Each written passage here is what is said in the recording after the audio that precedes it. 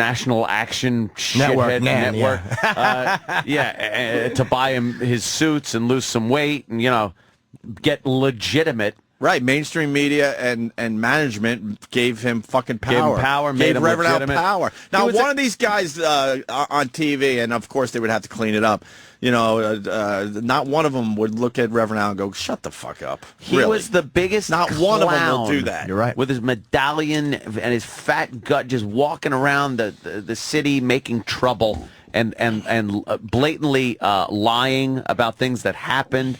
And then because he gets a suit, he moderates what he says to the press. But I don't think his opinions of shit has changed. Please. He's a safe black guy to have on TV. I'm telling you, they don't understand that they're... It's like with white people... and I'm not attacking liberals, but really, like a lot of the media elite, quote unquote, they don't understand that Obama is an elitist. He's an intellectual snob, but they don't think deep down because he's black that he can be an elitist, and they don't think that a black guy can be an intellectual snob. That's what Obama is. He's a smart guy. He's got his nose in the fucking air. He's just one of those guys, and the media doesn't understand that because he's black. So what? He still can be an intellectual snob. Sharpton's a safe thing for them. He's this black clown. He's not a threat to anything. Yeah, he's somebody that nobody will ever truly take seriously. He still has that stigma of. They gave him power, though, man. Of Tawana Brawley. And Mason and Maddox and Crown Heights. He still has that baggage on him that he can never shake. He'll never he has power to make noise and get radio hosts in trouble. Right. But he doesn't have power to ever go above a certain level. That's the power I care about because it's in our world. Yep. Fuck. What was I going to say? Yeah, whatever. More Dr. Laura. Makes a good point here, though. Yeah, there was a time you used to fucking not worry about your words. No. As long as you kept it within FCC. FCC was all that you cared about. It's funny, these people that yell and scream about the FCC now, that's a joke. Yep. You don't have to worry about the FCC anymore. Don't worry about a fuck slipping through. You have to worry about your own fucking bosses. Yeah. Can I ask a question about Dr. Laura, though? Somebody's so interested it's long and hairy.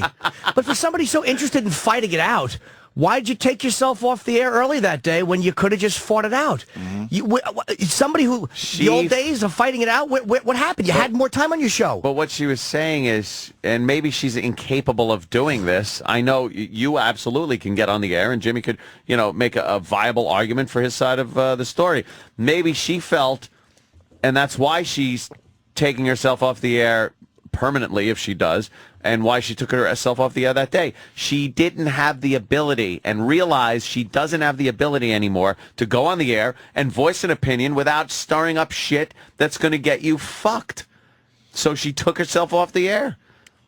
I think that's, whether it's right or wrong or phony, that is what she's saying. That's why she did that. I think she saw she fucked up. Meanwhile, she should never have had to have said, wow, I fucked up. What bothers me is that she just said back in those days people would duke it out with you. Because she's mentioning fight it out. So if she's bringing up fight it out, well, then where the fuck were you? But she's saying you can't do that anymore. But who stopped her? She took herself off the air, unless she's a liar. She took herself off the air. Because you'll only get yourself in more trouble these days if you try to duke it out and defend yourself. But following Jimmy's point, she could have at least done that and said, look, I can't even fight this anymore. Yeah, she could have used that 15 minutes to say something. Or the hour for the rest of the show. To even say, look, she could have used that 15 minutes to say, I remember a time if we had a phone call like this, we would have duked it out. I'm sitting here knowing I can't do that anymore and explain her case. Maybe she on her own have show. The ability to do something like that. Maybe she's but not she's that explaining kind of on Larry King broadcaster. now, which is confusing. I know. She could have done it on her own show. Yeah. I think she could have, too. Her message is very conflicting. It's back and forth because she's saying things like duke it out. And it's like, but you took yourself off that day. Unless she's lying and management yanked her. You could have done another hour of racial discussion and completely... You're both right, by the way. Maybe realizing what she said, she thought maybe she could just get in more fucking trouble. Maybe. If she opens her yap anymore. But then she should have just said that. But man, with her, you know what I mean? Her listenership, 8.5 million people. She has a massive fucking audience. And she's not a shock jock, quote unquote. No. She has a lot more leeway in language than we ever had in the show. Of course. Here it is. You know, when I started in radio, if you said something somebody didn't agree with or they didn't like, they argued with you. Now they try to silence you. They try to wipe out your ability to earn a living and to have your job. They go after affiliates. They send threats to sponsors. But that's their right, too. Yes, but I don't have the right to say what I need to say. My First Amendment rights have been usurped by angry, hateful groups who don't want to debate. They want to eliminate. Yeah, but management could tell those fucking people, we're not taking you They seriously. don't. But she's making very good. The What whole a very thing good where, point where there. Larry King says, the whole part where Larry King says, well, they have a right to do that. They do technically, but it's one step of separation away from completely censoring you. You're right. I hate when people go, well, you could say what you say, but this group has an opportunity to say what they say. No, they are getting you fired. They are saying, you can't say this or we will get you fired. Oh, how will you get me fired? Well, we'll use our First Amendment right to do this. It's like, it's very a weird gray area there when somebody can argue their point against your point and have a reasonable debate, or they can have a debate and get you fired. They're not, because they're not having a debate where both ideas are being heard and hashed out. They're trying to exactly remove your ability to say what you want to say. What you want to say. Exactly. And that's very sad. Through threats and mob tactics of sending a virtual leg breaker to your sponsors and affiliates and saying, get this person off, or you're going to be sorry. That's not a First Amendment right. That is threatening somebody's livelihood based on what they're saying, and they don't have a right to do that.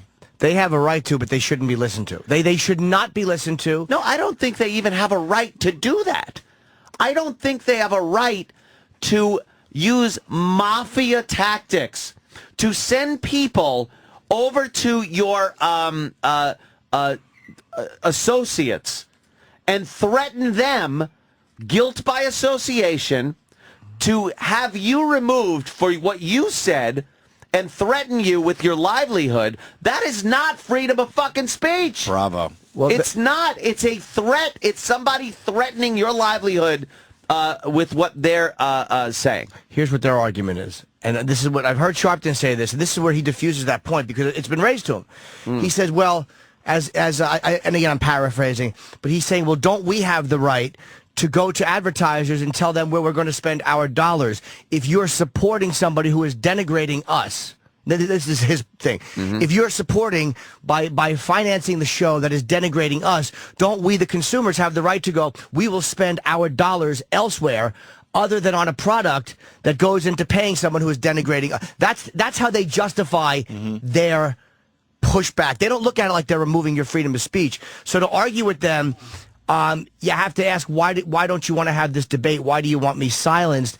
Instead of saying they don't have the right to, because that's how they say, yeah, we have the right to. That's how they paint it for themselves, so they don't look like they're fucking removing your freedom of speech. That's fucking semantics. You're That right. is Yes. a crafty, phony fucking way of getting around the fact that you're using your organization to strong arm sponsors and affiliates to get rid of somebody based on what they're saying. It's disgusting. It is. Yeah. Because Reverend Al didn't accept Imus's apology, if you remember. He needed Imus fired. Imus should have You know killed how him, though. disgusting that is? Oh, yeah, Imus. You should have killed him on his show. He's so much smarter than Sharpton. Yeah, Imus kind of blew it. I mean, sorry, he apologize. he kind of blew it. But they didn't even accept Imus's apology. That's just disgusting, too. They weren't going to stop until Imus was taken off the fucking air. Simple as that. Yep.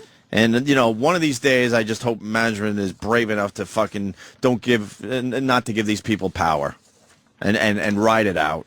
Or the advertisers. She made a great point, but I think she's still phony. I think in her mind she is moving on to something else, and this is a perfect way to fucking leave radio to do whatever she's got planned. She's hinting at the internet. She probably wants to take it all on herself. She has a fucking platform, though. See, the difference is, like, when this show gets in trouble, Larry King doesn't call, or whoever on. She can go on and do Hannity, and like, I mean, this you guys could too, but I'm saying, but she has a tremendous platform to push back. And if she only has a few months left on her contract, she has no financial interest. Well, we're not going to pay you.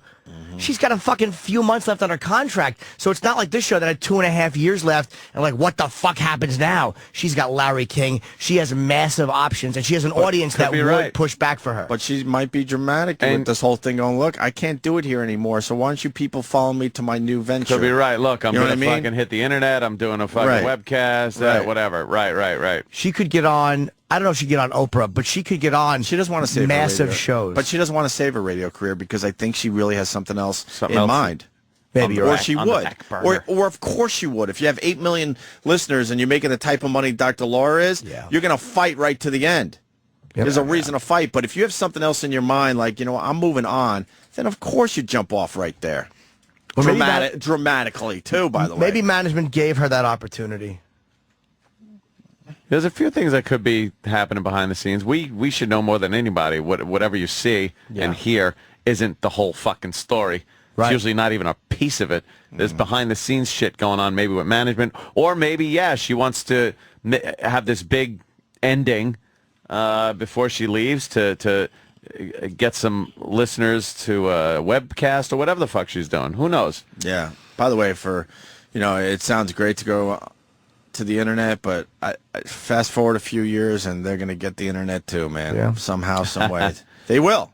Yeah. They just will. Look at the stuff we can't do on satellite radio. This was supposed to be, well beyond unfettered, well beyond broadcast radio, and a lot of the stuff we did at NEW on regular radio, we simply can't do on satellite. And they're going to do the same fucking thing to the internet. I don't know how yet, but they're going to do it. You know how they do it? They get you through your fucking through your web provider. Yeah. They go to the provider and go, oh, you're putting this kind of shit on your fucking... Right. And then you can't go to the smut fucking sites and use their servers. So it's really... There already are things going on where people go, I don't like seeing that. I don't like hearing that. You see all these popular websites. I don't need to name any. Oh, of course, the mania ones. They're policing themselves, though, already. Already, this shit they just will not allow on their sites anymore. The issue with the internet, too, is so weird because it goes into that garbage community standards argument. And, there are certain trailers. I know when Buttman, I'm telling you, Staliano having those charges thrown out was fucking... Why is he not on Larry King? Yeah, that's huge. That was a massive fucking win because they were using the same type of stuff like... I think it was a Joey Silvera movie about, squirting milk or some weird shit that they found offensive, and it was, I believe, an internet trailer, and that was where it got scary because your internet's in everybody's house. Yeah. So it goes through all communities. So you could violate the community standards of Broward County, Florida. Yeah. But I think that thank God that was thrown out. This is where the conservatives, I want them out. I'm happy that they're not in office right now. Yeah, when it comes to shit like this, they're assholes. The listeners fucking. I have a feeling that the listeners are killing me, telling me that I'm attacking Dr. Laura. I don't know. No, they're just saying she has a didn't even look nice at the files hairy, at all. Big slit. Okay. Dr. Laura's smart. She's playing the victim card like black people do. Oh, well, give her that. Okay. Management will always look down on talent. That is the God's honest. Oh, God, I wish I could. Whatever. I think they're behind us 110%, guys. Really? Do you? Do you? 110%. 110%. Ah, they're good. Imus tried to duke it out, and look what happened to him. But he didn't try to duke it out. Did he at first? What was the initial response? I don't remember anymore. Did he get back on and just I'm sorry I did that.